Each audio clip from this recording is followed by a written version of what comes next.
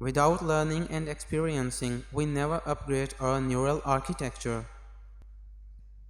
Expecting something to change in your life, if you use feelings and emotions as a barometer for change, you will always talk yourself out of possibility.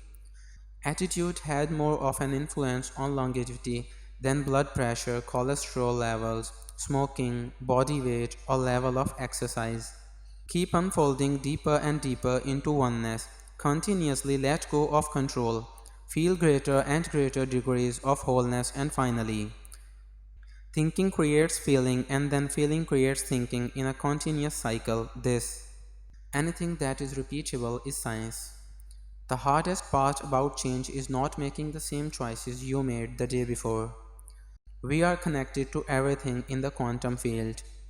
To experience change, observe a new outcome with a new mind. This power of intention is what we most admire about our heroes. We think somewhere between 60,000 to 70,000 thoughts in one day, and 90% of those thoughts are exactly the same ones we had the day before. Subscribe For now. wherever you place your attention is where you place your energy. Like clay, the energy of infinite possibilities is shaped by consciousness, your mind. This is how the body becomes the mind, or in time, how your thoughts run you or your feelings on you. Engaging in brain healthy habits such as a proper diet and exercise and certain brain nutrients is critical to the brain working right. When energy vibrates slower, particles appear in physical reality for longer periods of time and thus appear as solid matter.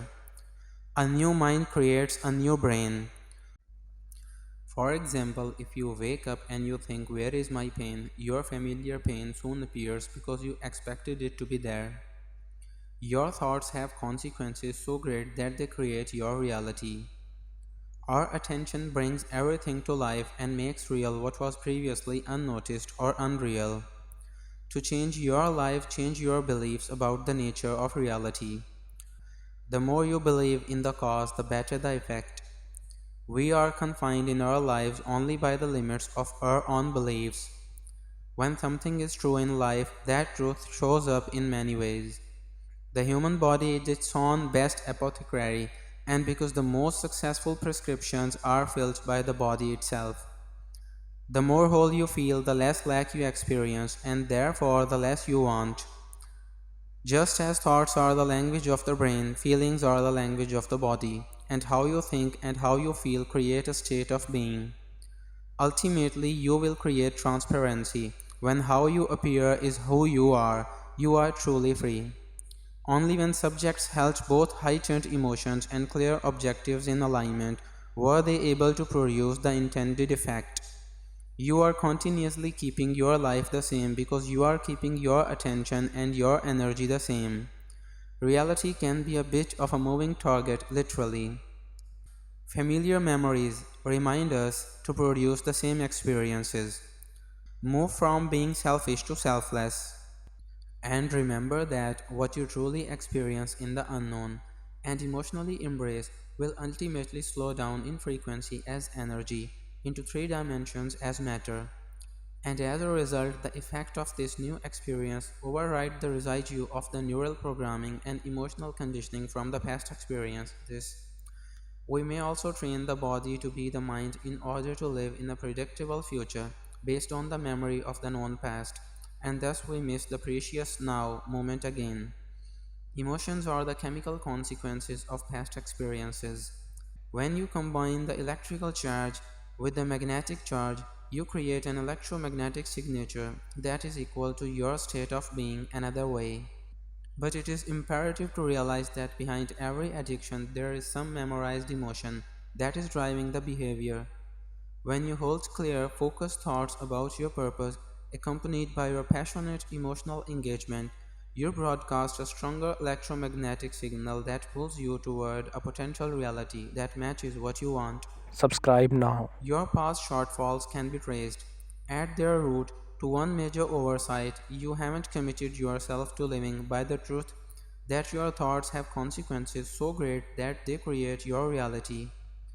Instead, change your internal environment, the way you think and feel. and then see how the external environment is altered by your efforts. The observer effect in quantum physics states that where you direct your attention is where you place your energy.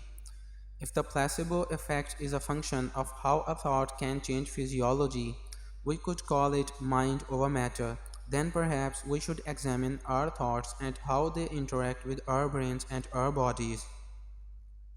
The body wants to experience physical reality with its senses in order to embrace an emotion, but your goal is to create a reality from a world beyond your senses that's defined not by your body as the mind but by you as the mind. These dedicated individuals return to their homes, where the positive effects they have produced in their own lives ripple out to positively affect their families and communities, continuously expanding their vibrational influence of harmony and coherence throughout the world.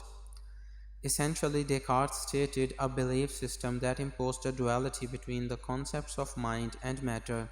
For centuries, that division stood as the accepted understanding of the nature of reality.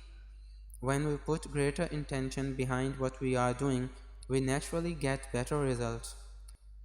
It is the same with placebos. What we are conditioned to believe will happen when we take a pill, and what we think that everyone around us expects will happen when we do, affects how our bodies respond to the pill. Since melatonin levels are at their height between 1 a.m. and 4 a.m., that is the best time to do this meditation. To change is to think greater than how we feel. To change is to act greater than the familiar feelings of the memorized self. Could it be that many drugs or even surgeries actually work better because we are repeatedly primed, educated, and conditioned to believe in their effects? When if it weren't for the placebo effect, those drugs might not work as well or at all. Basically, you are consciously embodying the person you have always dreamed you could be, but walking as if your future self is imperative. The only thing I can assure you of is this: the unknown has never let me down. You have become susceptible to your own autosuggestions, and if your present knowledge is based on your conclusions from past experiences, then without any new knowledge, you will always keep creating the outcome that is equal to your mind. Over time, who knows, you might find yourself naturally walking like a happy person, behaving like a courageous and compassionate leader, thinking like a noble, empowered genius, feeling like a worthy, abundant entrepreneur. So, whether you have been trying to effect positive change to create a new state of being, or you have been running on autopilot and staying stuck in the same old state of being, the truth is that you have always been your own placebo. In the early days of my career, I always wrote with skeptics in my mind, trying to make sure they would approve my work. This begs the question: how much of your creative energy is tied up in guilt, hatred, resentment, lack, or fear? The truth is that you could be using all that energy to recreate a new destiny. The more we use our senses to define reality, the more we experience separation. Thoughts matter and they become matter. We cannot separate them like Descartes did. Our thoughts influence physical phenomena, they interact with all the matter in the universe. In truth, our personal reality is just a reflection of our personality. We can in fact produce, regulate, and sustain elevated feelings and emotions independent of events in our external world. If you told me that you didn't like being in that void because it is so disorienting, and that you cannot see what lies ahead because you cannot predict your future, I would say that that's actually great because the best way to predict the future is to create it, not from the known but from the unknown. As by the way, just as we, as a subjective consciousness, are observing the electron into form, there is an objective universal consciousness that is constantly observing all of us and our three-dimensional reality into order and form as well. The only way we can change our lives is to change our energy, to change the electromagnetic field we are constantly broadcasting. In other words, to change our state of being, we have to change how we think and how we feel. An experience creates an emotional reaction, which then can turn into a mood, then into a temperament, and finally into a personality trait. I catch myself feeling any of those emotions that are related to stress. I am no longer conditioning my body to stay addicted to the emotions of stress. By the time you reach your mid 30s, your brain has organized itself into a very finite signature of automatic programs, and that fixed pattern is called your identity. Think. As we have seen, the expression of proteins is the expression of life, and the expression of life is equal to the health of the body. Then a new level of structural and functional health and life will follow. A renewed mind and a renewed body must emerge now. If you make an effort to change the inner world of your thoughts and feelings, your outer environment will also begin to change. I demonstrate. Realized back then that when crisis or trauma occurs, we spend too much of our attention and ever thinking about what we don't want instead of what we do want. Subscribe now.